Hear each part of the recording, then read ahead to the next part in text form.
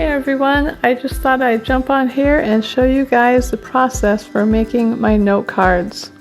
I print these note cards myself. In fact, the whole process I do myself, so I thought I'd just share with you how that works.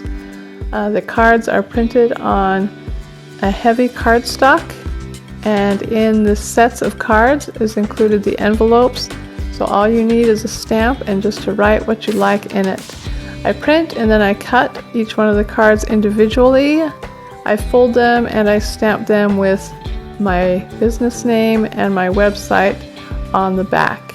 These cards are blank inside, so you can write any message that you like, and they are perfect for thinking of you, birthdays, weddings, anytime you want to share a little note with somebody that you love or that you care about.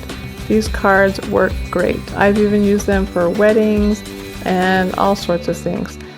The nice thing about these cards, especially if you get my subscription, is that you always have a card on hand whenever you need it. You don't have to go to the grocery store and stand in the aisle looking at all the random cards, all the generic cards that everybody else sends. These are unique cards with my unique art on them.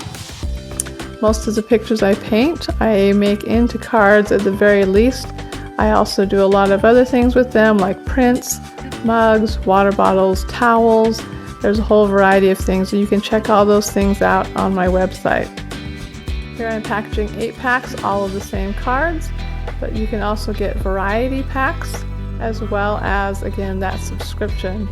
In the subscription, there's 6 cards, 2 of each kind, so you'll have 3 different designs, and every month you'll get 3 different designs from any of the other months you've received them.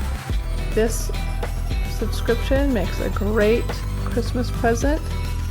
The subscription is great for people who enjoy sending handwritten notes, but it's always nice to just have a few cards on hand, so you can either go with the subscription or just buy one set and just have them for when you need them.